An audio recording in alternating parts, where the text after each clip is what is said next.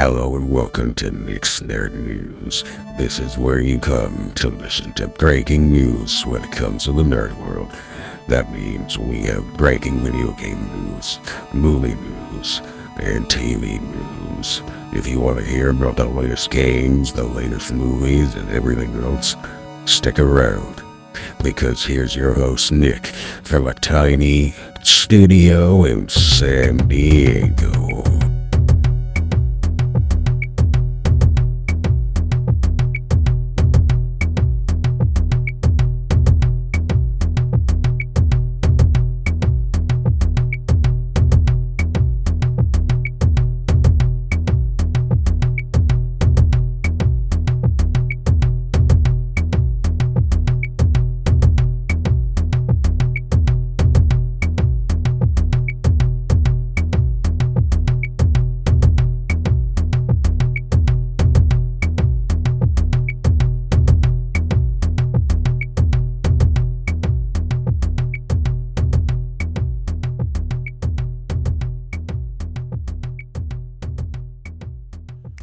What is up? What is up? What is up? How are you guys doing? It is April 10th. April 10th. Today is episode 309. This is Nick's Nerd News. I'm your host, Nick. Welcome to the show. You guys having a good time? Did you enjoy the Eclipse? Did you stare at it without any protection on your eyes? Because if you did, there's going to be a problem, okay? There's going to be a definite problem. Well, there won't be a problem in listening to this podcast because it's an audio medium. So if you stared at the Eclipse, you can still listen to me. So there's that. So that's a net positive. That is a net positive. But we're gonna talk about nerd things today. So what's going on? What's going on? What are our top 3 stories? Star Wars Outlaws finally got a release date. Hell yeah, brother. It looks good. It honestly looks really good. There's a crate dragon, however you wanted to say it. It's in the trailer. We're going to Tatooine.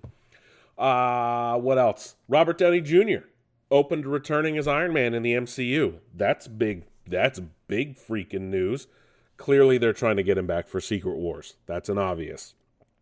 And we finally got a trailer for the movie no one wanted, Joker Folie à Deux. I don't think I'm saying that right. I can't speak French, so correct me, internet, please. I can't wait. Those are our top 3 stories. If you guys listened to last week, Google Podcasts is essentially no more.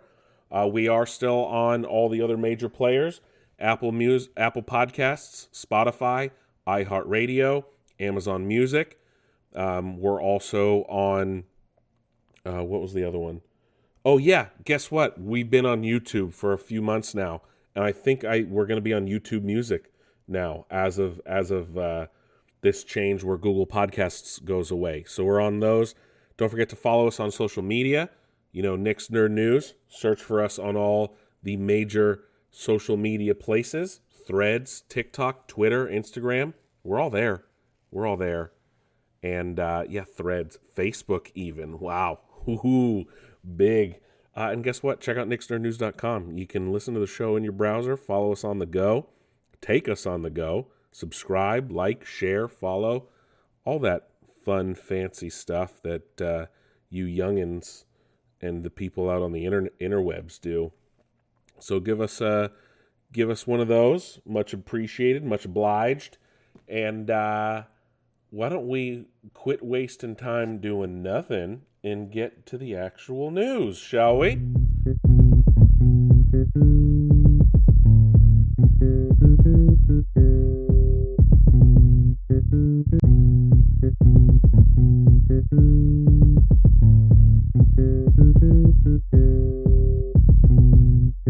All right. What's that was not an attempt to mimic McConaughey. I promise you that. What's going on in the gaming world? Well, quite a bit actually. Let's talk about it, right? So, Relic Entertainment did announce following Sega's announcement that they were going to do layoffs and cut some studios and things like that, we've learned that Relic is indeed laying people off. In their words, they're calling it, quote, the best possible chance to survive, unquote. So it looks like, they bought themselves out of from under Sega, and they said on their LinkedIn, of all places, it said, quote, following last week's announcement of Relic becoming an independent studio, today we have some difficult news. Earlier today, we shared details with Relicans about a layoff. Letting people go was not an easy decision and was made solely with the goal of providing Relic the best possible chance to survive. In an increasingly volatile industry, it does not in any way reflect the expertise, passion, or character of any of the impacted employees. We are working closely with those affected, providing severance packages, extended benefits, the outplacement support options. To those we are saying goodbye to, we are deeply sorry that it has come to this. We thank you for everything you have done for our studio and our projects, and we wish you all the best, unquote. So it's unfortunate that it continues happening. Even the head of Larian Studios is like, it's an avoidable issue. There's a lot of this probably could have been avoided, he said. I'm sure it could have been. The industry grew. It shrunk and grew at the same time during the pandemic, much like the tech industry did. So there's a lot of just things up in the air. But I don't know if you guys pay attention to things, but the jobs report every month, these people are finding jobs. I think luckily, even if they're getting laid off, they're able to find something new quite quickly as the unemployment rate continues to stay low. So it looks like they're not out of jobs for long. Hopefully. But again, it's just unfortunate that this has happened at just about every major studio at this point. At every studio in the gaming industry, it seems like there's been a layoff as of late. But realistically, hopefully things don't get worse as the year goes on. Hellblade from Ninja Theory has been confirmed to run at 30 FPS, causing the internet to go into a complete and total meltdown. Look, I get it, right? These consoles were promised to run at 60 FPS. We're in the next gen.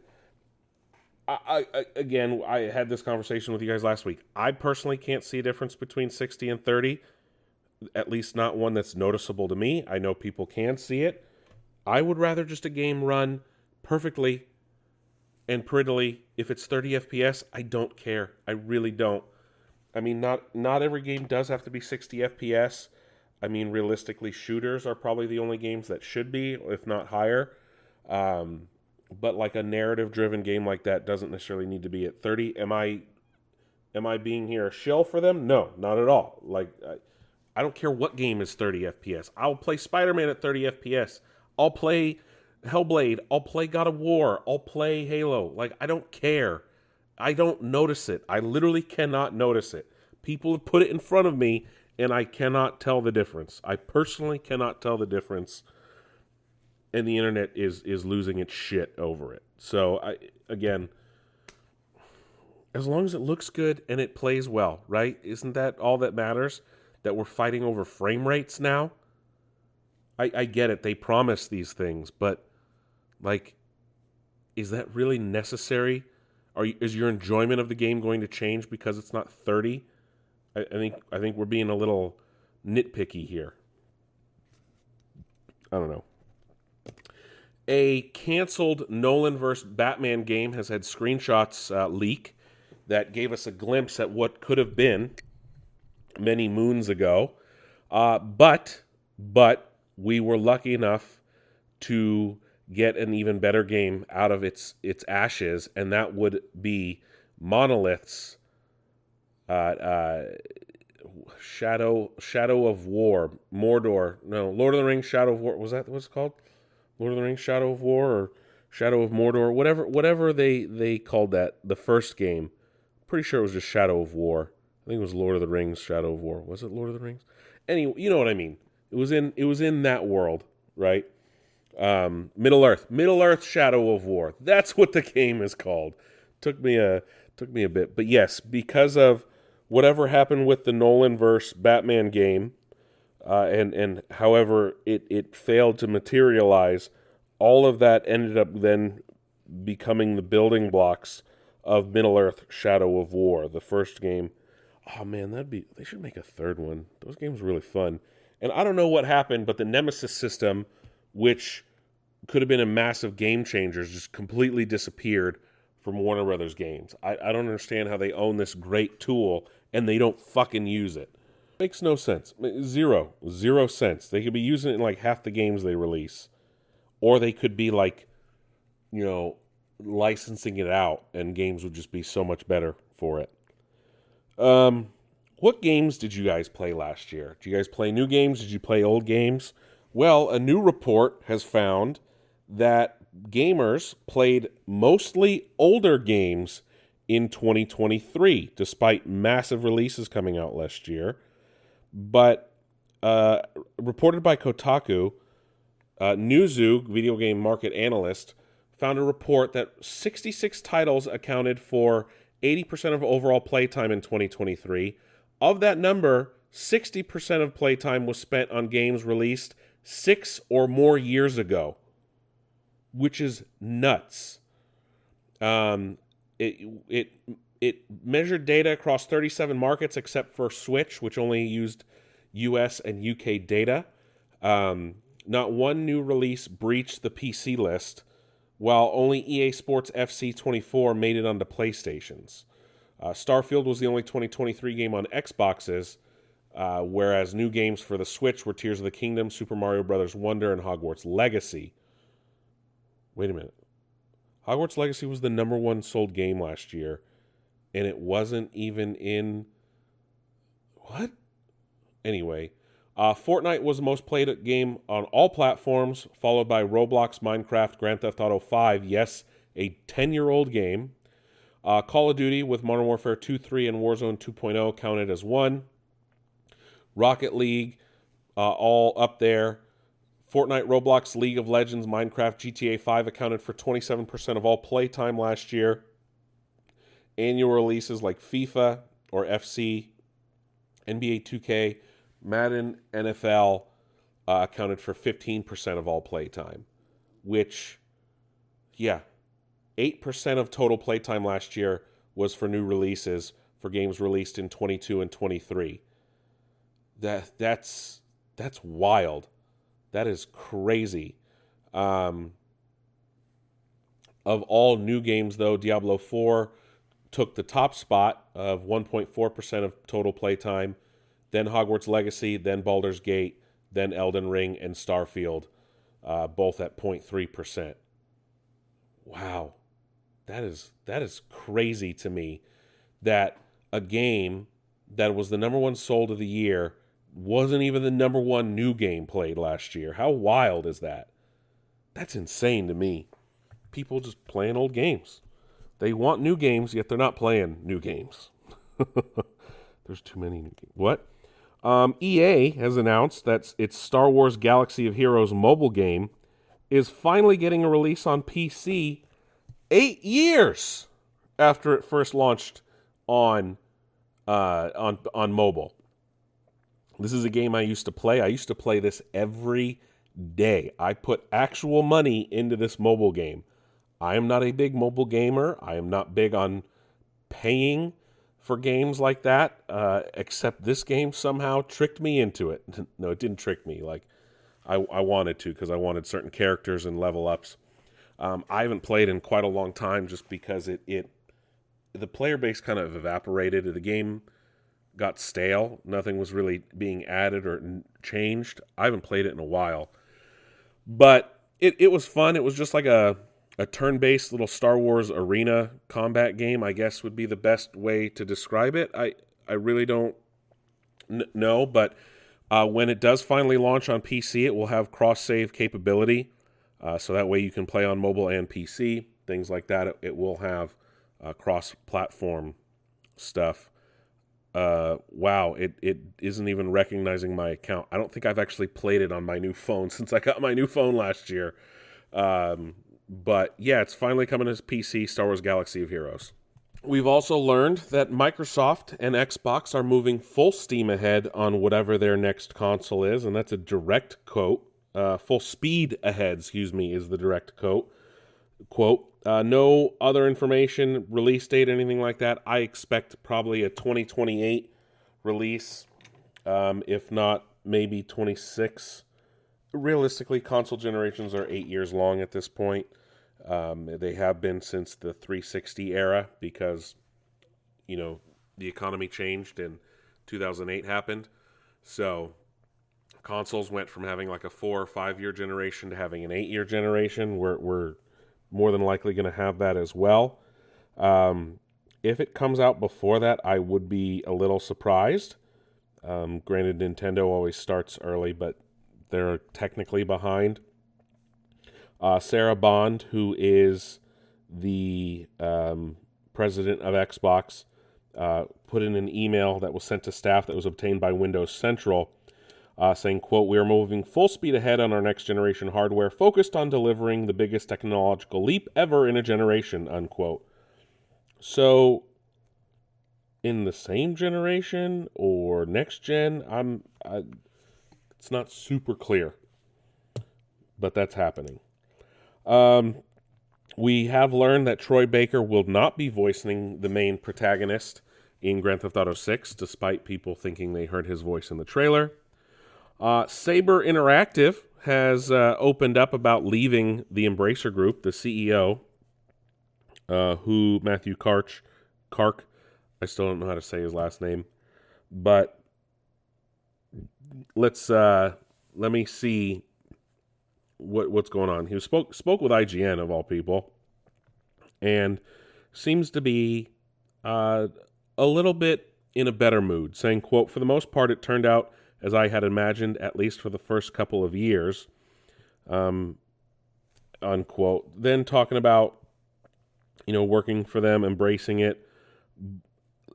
Big, long interview, but it looks like they seem to be happy that they are now outside of Embracer's arms. So, if you guys want to read that, that's a big, full, long interview over at IGN. The Fallout television show, ahead of its new early release, which it's out now if you're listening to this podcast, has been renewed for a second season. Reviews are overwhelmingly positive. I'm not surprised with Jonathan Nolan in charge. I fully expected him to do well, given his penchant for working on good projects, including Westworld. Ermac has gotten a full redesign ahead of his DLC release for Mortal Kombat 1. When he was first teased last year, players complained about his new strange look, but this new look that was announced for now just a few weeks ahead of release of the DLC show a completely redesigned look at Ermac. So no more guest heroes or fighters, essentially. And yesterday, we got a big, huge announcement from Ubisoft for Star Wars Outlaws. Yes, we got a new trailer for the game, a new cinematic trailer teasing what EA and Star Wars are dubbing, what Ubisoft and Star Wars are dubbing the golden age of the underworld, set between the time between The Empire Strikes Back and Return of the Jedi. Yes, Han Solo is frozen in carbonite, and you do see him. Yes, you will interact with different crime lords. Yes, Jabba the Hutt is in it. Yes, Kira, played by, what's her name? Emilia Clarke, is expected to appear in the game. I don't know if Emilia Clarke will, but Kira, her character from Solo, will. No word yet on if the Black Sun will appear. Prince Shisor should be added into new canon, if you ask me, or just about anyone. There will be cosmetics. There is a season pass. You can pre-order it now at different retailers. Different retailers have different things available. It will release on August 30th on all major platforms, including PC. That is Star Wars Outlaws by Massive Entertainment under Ubisoft. I cannot wait. When they showed off gameplay last year, it got me hyped because you're playing a smuggler. We haven't really been able to do that in a Star Wars game in quite some time. And it's good to be able to return to Star Wars gaming's roots, essentially. Yes, August 30th, Star Wars Outlaws. Lenovo wants to release a new handheld device as a follow-up to their Legion Go handheld. They are investing heavily in the new portable gaming PC market. It is working on a successor to the Legion Go. It was announced during a roundtable interview at Lenovo's 2024 Innovate Conference. It is uploaded on YouTube. The Asian Pacific Gaming Category Manager at Lenovo, Clifford Chong, did confirm that a follow-up to the Legion Go is planned. No specifics or timetable, but they do plan to release that. The Legion Go is their handheld gaming PC that's very similar to a Switch, where the controllers do detach from the screen. I haven't read any major reviews on their handheld PC. It's not really something I'm personally in the market for. Destiny 2, the final shape was finally shown off. Bungie had a developer announcement, essentially. And this will be the final DLC, of course, for Destiny 2. They did tease more. This is not the end for Destiny. Does that mean Destiny 3 at some point in the future? Probably. Is Marathon still first? More than likely. But anyway, for the final shape, we've learned quite a bit. This was, like I said, a new live stream. They announced a new subclass called Prismatic, which will fuse both the darkness and the light powers into one subclass, if you're familiar with Destiny gameplay. It will new Guardian abilities.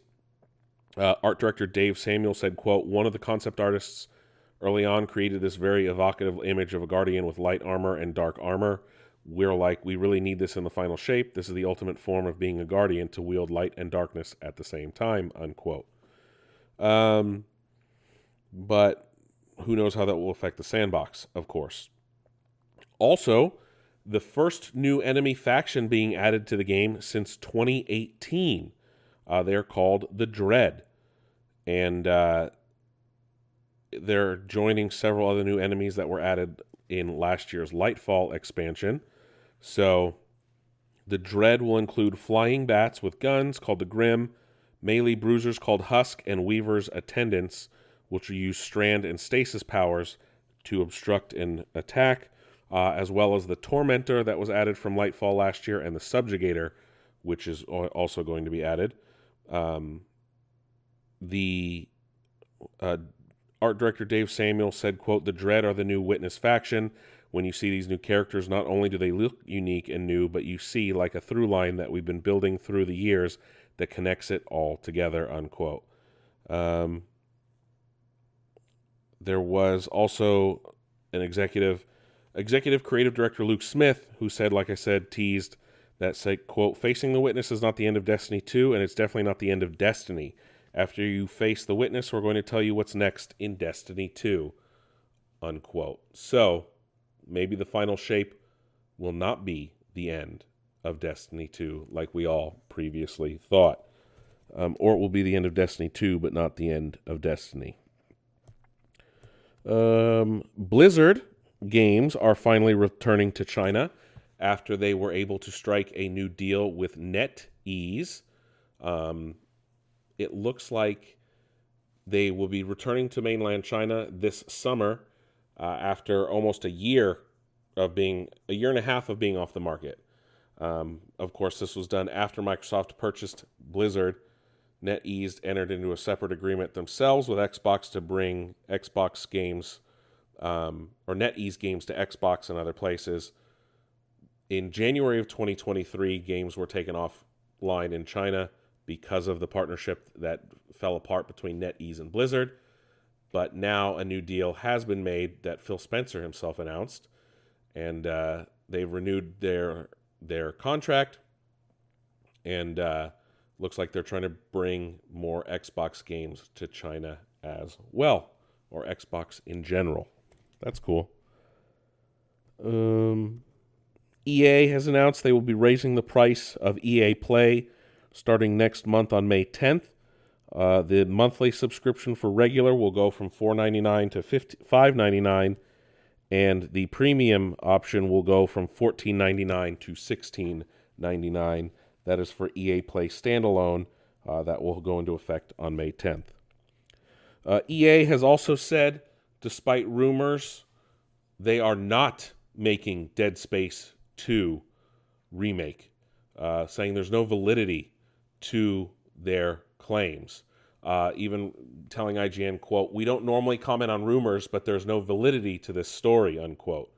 That had originally started with Jeff Grubb, known industry insider, who had said that they are making a new game. However, Jason Schreier, known industry insider, again, of who now works at Bloomberg, tweeted this saying, quote, "Yes, Dead Space is now on ice once again. EA's Motive explored ideas for new entry early last year, but none were greenlit. Chief hope was for a new game, not a remake of Dead Space 2, despite today's rumors. Although both ideas were explored, a rumor today suggested that EA shelved the Dead Space 2 remake, which an EA spokesperson denied, saying there was no validity to this story. People familiar with the project tell Bloomberg that EA's statement is correct. Motive has been on other projects for nearly a year," unquote. So if you were looking to play a new Dead Space game, be it remake or a new release, unfortunately, you will sadly be missing out. And then our final bit of gaming news, a new Prince of Persia roguelike was announced that's very similar to the style and gameplay of Dead Cells, which looks really cool. That was at a major indie conference that happened today. A lot of indie games were announced and shown off. And then CinemaCon is currently going on in Las Vegas. And at Universal's presentation, they did announce that a Five Nights at Freddy's 2 is in development and will release in theaters in the fall of 2025. That is it for gaming news. Surprisingly, a lot of big stories, but not a lot of stories. I think this is the least amount of time we've spent on gaming news in quite a while, actually, which gives us time to talk about some awesome news in the TV and film industry. Like I said, CinemaCon's going on, so some cool stuff. Let's head up the 5 freeway, see what's going on.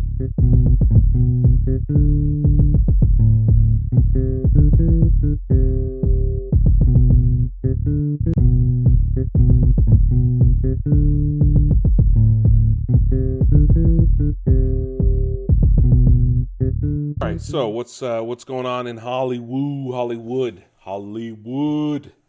What is going on in the woods? No, not the woods. Well, Game of Thrones Hedge Knight spinoff, which takes place before Game of Thrones, another prequel series, has found its main cast. I don't know if they're going to call it A Knight of the Seven Kingdoms or the Hedge Knight or whatever they're going to end up calling it. It is based on George R. R. Martin's Dunk and Egg novels. It takes place about 100 years before the events of the original series, which is about 100 years after Jesus, what's the one that's on right now? I can't even think of the one that's coming back. The Targaryen show. Jesus. Anyway, the Dunk and Egg show, and it will follow, of course, the naive yet courageous knight named Sir Duncan the Tall and his tiny squire Aegon. It is an Aegon Targaryen, as they travel across Westeros. Peter Claffey, who used to play rugby and has now become an actor, has been in Apple TV's Bad Sisters, will play Sir Duncan. And Dexter Sol Ansel, who played the young Coriolanus Snow in the Hunger Games Ballad of Songbirds and Snakes, will play the young Aegon. The plot summary officially says, quote, "Set in an age when the Targaryen line still holds the Iron Throne, and the memory of the last dragon has not yet passed from living memory, great destinies, powerful foes, and dangerous exploits All await these improbable and incomparable friends. A Night of the Seven Kingdoms was first announced on incomparable friends, unquote. This was, of course, announced back in 2021. It will be written and executive produced by George R. R. Martin and Ira Parker. Okay, George, buddy, finish your books first. Jesus. I don't understand what you're doing over there. Anyway, more Game of Thrones coming to HBO. No surprise there. Disney has announced new dates for several films. And one of them I don't understand why it's being made. But it's all happening in 2026 of all things. So, The Mandalorian and Grogu, which will be the first new Star Wars film, will release on May 22nd, 2026, a return to May release dates for Star Wars films. I think everyone will be happy about that. They were never really supposed to be Christmas movies. Toy Story 5. Why is Toy Story 5 being made? Again, I don't know. This better be like a send-off for Buzz. That's all I'm going to say. That will release on June 19th, 2026. And then Moana's live-action remake has been moved from June 2025 to July of 2026. So Disney will have 3 major films all releasing within about 3 months of each other in 2026. Tron Ares, the third Tron movie, has an official release date of October 20th, 2025, which that is next year. They've also dated their movie Night Bitch. Yet, I don't think that's a Disney movie. That's probably under Fox or something like that, which will star Amy Adams. Wait, what? This is the synopsis of Night Bitch. Amy Adams plays a young woman who, quote, becomes increasingly aware of the bizarre and undeniable signs that she may be turning into a canine, unquote. That comes out this December. Yeah, that's wild.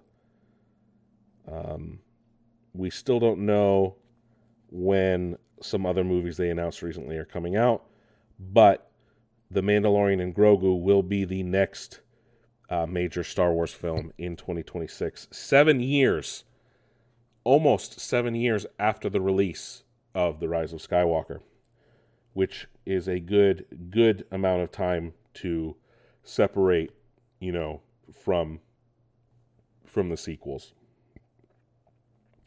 Michael J. Fox has announced that he is open to returning to acting despite his retirement due to his Parkinson's disease. Hey, man, good on you. If you want to power through, I'm all for it. I love you, Michael J. Fox.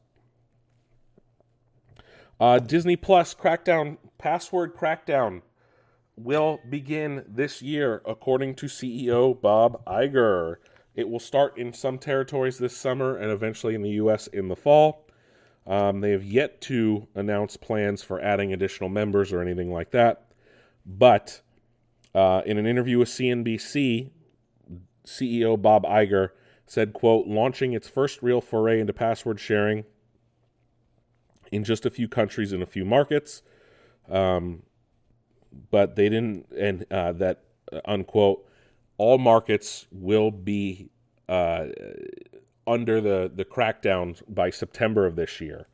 Disney updated and notified Disney Plus subscribers in January, and that there was a new subscriber agreement that went into effect in March. But new subscribers are not able to do so. This is, of course, following in the footsteps of Netflix, who did it last year. But we'll see what happens. Disney just recently added Hulu, of course, to Disney Plus, but still offers a standalone Hulu app. A Superman comic has broken the record for sale as the most expensive comic book ever. It is Action Comics #1, sold for $6 million. Yes, $6 million.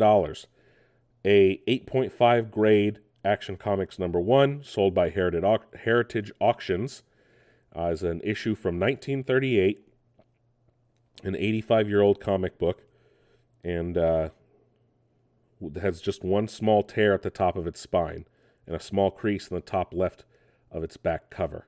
A tear with a crease and a very light staple rust, and it's still sold for $6.5 million. $6 million, excuse me, at auction, graded 8.5. That is wild to me. Did it say who bought it, though? Let me see. The previous record was, again, a copy of Superman, which had a lower grade, sold for $5.3 million at a private sale in 2022. There were 200,000 copies originally printed. It is estimated that only 100 copies are left. And CGC, who does the grading, has graded about 78 of them. So they've graded just about most that are left. I wonder who bought it, though. I don't think it says who bought it.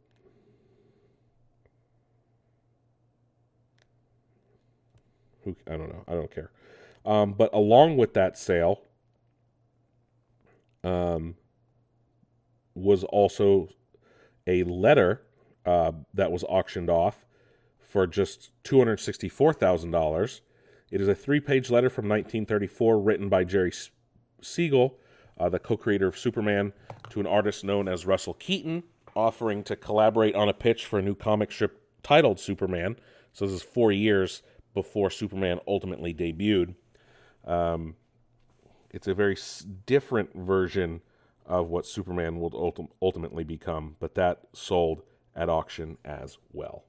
And here's the literally most unlikeliest stories I ever thought I would ever read. But given today's penchant for reboots and remakes and spin-offs, I'm not as surprised. Reese Witherspoon and Amazon are currently working together about a potential Legally Blonde television show. No word on if it would be a sequel series or complete reboot, but yes, more Elle Woods. I don't think anyone would complain about that. Netflix's Avatar: The Last Airbender live-action remake show has lost its showrunners yet again. This time, Albert Kim, the showrunner, will be leaving, but will be replaced by Christine Boyland and Jabbar Raisani, who will become executive producers on the show. Boylan was previously the co-executive producer and writer for Season 1 and has worked on The Punisher and Poker Face. And Raisani was the executive producer, director, and visual effects supervisor on Season 1 as well. So that is good to hear that they worked on the show already, so they won't have to take too much of a learning curve. Via The Hollywood Reporter, Kim's intention was to lay the groundwork for the show and not really stay on that long because it took so long to make Season 1 anyway. Kim is ready to move on. I guess he works on Percy Jackson for Disney Plus as an executive producer, but will no longer be the showrunner. So that's the third time now. Tales of the Empire is a new Star Wars show coming to Disney Plus on Star Wars Day, May the 4th. Officially the second season of Tales of the Jedi, as hinted in by the trailer, showing the Tales of the Jedi logo burning away to say Tales of the Empire. Will be a series of shorts dedicated to telling the story of Morgan Elsbeth, the Dathomiri witch, who ended up siding with Grand Admiral Thrawn and was seen in both The Mandalorian and Ahsoka series.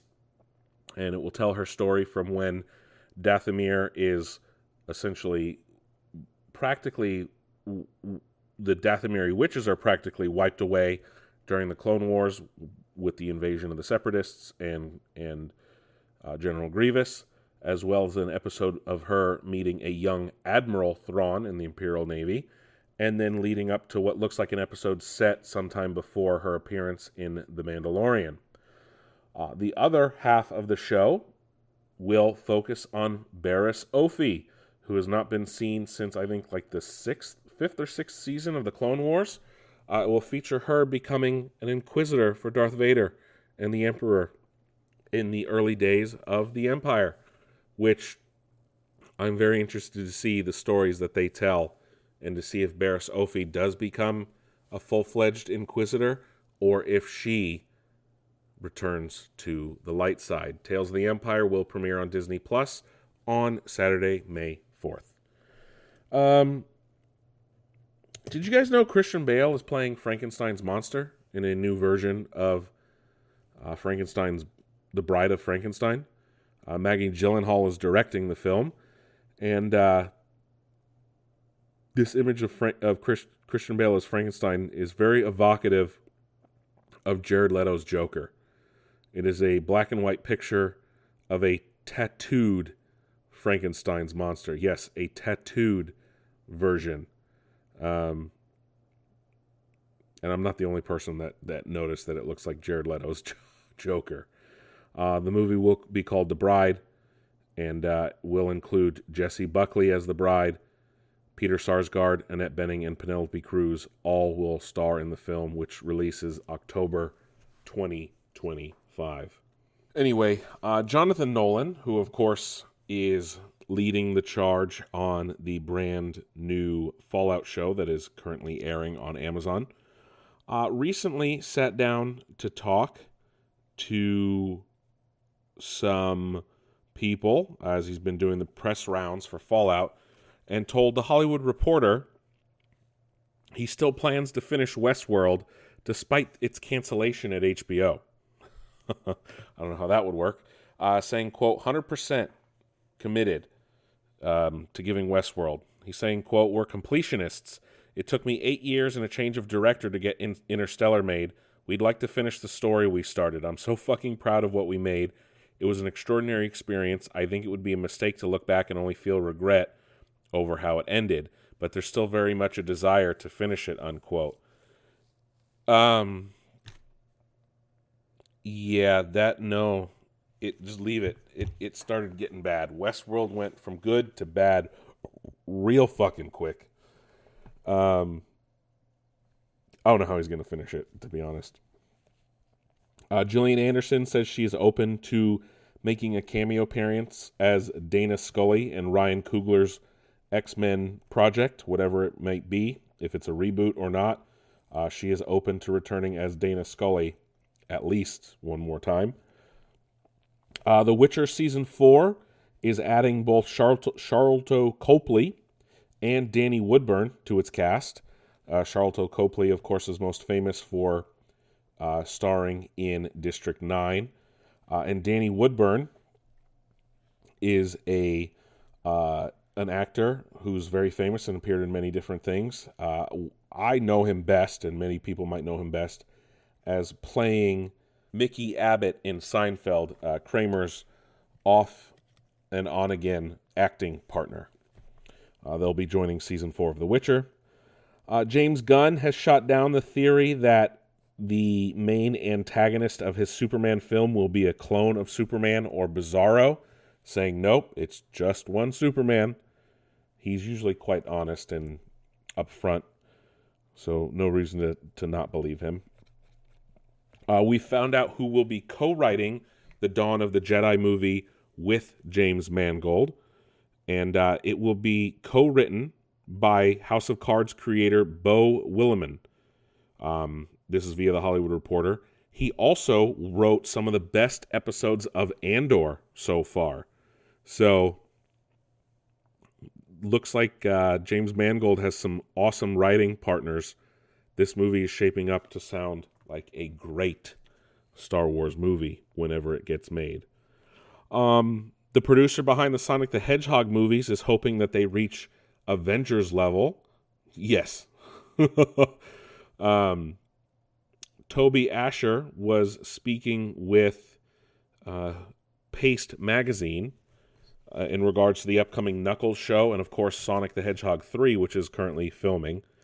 And he said, quote, we really got excited about the idea of expanding our characters into our world into television specifically because it gives us a platform to really do character studies. We knew that with Shadow coming into Sonic 3 and some of the bigger things that we want to do, the Sonic franchise on the movie side is going to be these Avengers level events. They're going to be these big, exciting stories out of a lot of different characters, unquote. What? What? Dude, these people, man. You can't call it Avengers level if it's not making like $1 billion. Maybe they just mean it as like a movie with a ton of characters. Maybe he's just being straight up. I don't know, but that's a funny way to phrase it. Jonathan Majors has finally had his sentencing after the domestic assault case with his ex-girlfriend. He has been sentenced to a 52-week in-person domestic violence intervention program after his reckless assault and harassment conviction in December of last year. Reported via The Hollywood Reporter, Judge Michael Gaffey said that Majors could face up to a year in prison if he fails to attend the intervention program and must continue with mental health counseling and therapy and provide court with updates on treatment. Now, will he return as Kang in the MCU is another question. Don't Disney re-sign him, or will he find a new home? George R. R. Martin announces a new Game of Thrones book, but it's a coloring book. George, finish The Winds of Winter. Crunchyroll has announced that they have purchased or acquired the rights to Haikyuu, Blue Lock, and the Overlord films, announcing the release dates for all of them. Haikyuu, the Dumpster Battle, which is based on the Slice of Life volleyball anime, will release in North American theaters in Japanese and English on May 31st. Let me see. What are the other ones? What? FIFA? Is it soccer or volleyball? Oh no. Blue Lock will release. Blue Lock the movie episode Nagi will hit North American theaters in English and Japanese on June 28th. And then Overlord, the Sacred Kingdom, will release sometime later this year, no official date. And then as well, Spy X Family Code or Spy Family Code White will come to North American theaters in English and Japanese next week, or April 19th, so a week and a half. And that's all via Crunchyroll. Zack Snyder has announced that he wants to fix his film Sucker Punch that he wrote and directed. He has the footage to fix it, but he'll need a support of a fan campaign again to get an extended cut off the ground. Empire Magazine was speaking with him and asked him if he would change anything in his movies, which he brought up Sucker Punch, saying, quote, "The only movie I would change is Sucker Punch because it never really got finished correctly. Even the director's cut is not really the correct cut. It's really just an extended version. If I had the chance, I would fix that movie. I have the footage already shot. They just have to let me put it together. We ask every now and then. We have to ask again. I think there has to be a window when no one's got the movie." I've never seen it, but I know people hate it. We finally got our first trailer for Joker Folie à Deux, the sequel to 2019's Joker. This movie seems like a musical, but not necessarily a full musical, according to the director. The trailer does feature Arthur finally meeting Lady Gaga's Harley Quinn, and it looks like they're going to be hallucinating into like musical numbers that look like they're produced on a stage, very much like musical movies from the 1950s and 60s, where, you know, normal things would be going on, but when they would go into like a dance number or a musical number, they would somehow be transported to like a Broadway stage. It's giving that vibes. I kind of like that. I still don't know why this movie is being made. I'm a little still concerned about it. The Crow has been delayed from June to August 23rd, the Crow remake starring Bill Skarsgård. And then Saw 11 has been delayed almost a full year to September of 2025 per Lionsgate. If you were expecting the Jon Snow Game of Thrones spinoff to still happen, well, you're out of luck, because Kit Harington has said that it has officially been shelved. Speaking with Screen Rant, saying, quote, "Currently it's off the table because we all couldn't find the right story to tell that we're all excited about enough. So we decided to lay down tools with it for the time being.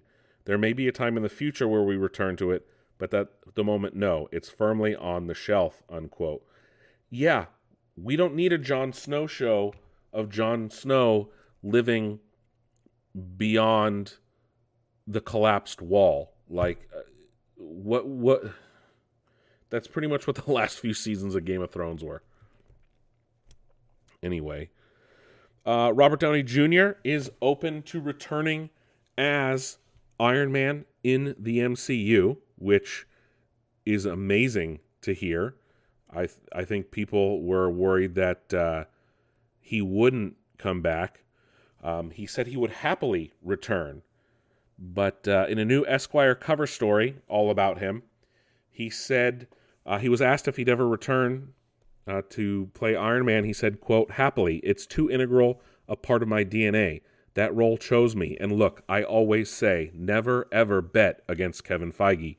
It is a losing bet. He's the house. He will always win," unquote.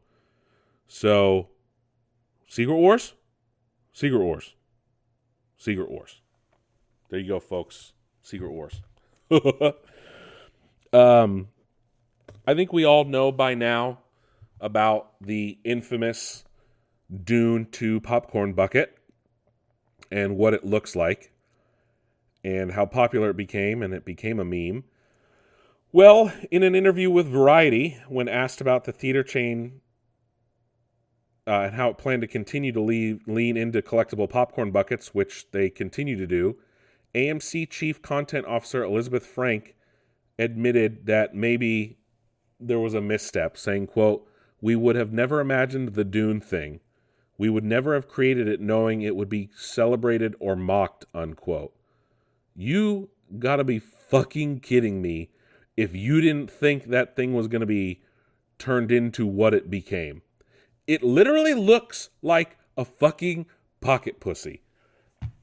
It looks like a fleshlight. Who in their marketing department did not see that? What do you mean you didn't think that was going to happen? This is America in 2024. Everything is a meme. You really did not have the foresight or market groups or anyone telling you what would happen if you released this thing? Don't lie to yourself. Like, we never would have if we knew. If you knew, are you that dumb of a company that you would not expect that to be turned into what it was? I'm in literal shock that they're that oblivious to the world and internet culture in 2024, and maybe that's why AMC is not doing too hot right now. That's ridiculous. Oh, man. That's fucking funny. Anyway, Warner Brothers was at CinemaCon. They were one of the first to show off. Of course, they showed off the Joker trailer as well as some other clips from upcoming movies. Unfortunately, none of that has been released. But we did get our first look at Superman's new logo for James Gunn's new Superman movie. It is very reminiscent of Kingdom Come, but I hate it. It looks like it's missing the bottom part of the S. I'm sure the internet will be outraged in the next 24 hours. A Monopoly movie is finally happening after being in development hell since at least 2007. Margot Robbie will now produce a new Monopoly film. She's got some producing power now after Barbie. Blumhouse has announced that it has partnered with Lionsgate to remake some of its horror properties, the first of which will be a complete remake of the Blair Witch Project. Blumhouse is the king of horror films right now. So if anyone can succeed at it, it will be them. And then our final bit of movie and TV news, has to do with the show Heroes, as the original series creator is currently shopping a reboot of Heroes to different networks. I never watched the show. I heard it was okay. I never heard amazing things about it. But we'll see what ultimately happens with a new version of it as it gets shopped around. We'll see if it comes out. And then, so you know how there's that Winnie the Pooh horror movie that has 2 movies now? Well, another famous character entered public domain, that being Oswald the Lucky Rabbit, who is also now getting a horror film starring Ernie Hudson, of all people. So that's it, though, for movie and TV news, which means that's it for Nick's Nerd News this week. Thank you guys for listening week in, week out. Don't forget to check out nicksnerdnews.com. Follow us on social media, YouTube, Twitter, Facebook, Instagram, Threads, all the big ones, TikTok. Follow us on your favorite streaming or podcast platform, and check out nicksnerdnews.com. Other than that, I'll catch you guys on the flip side.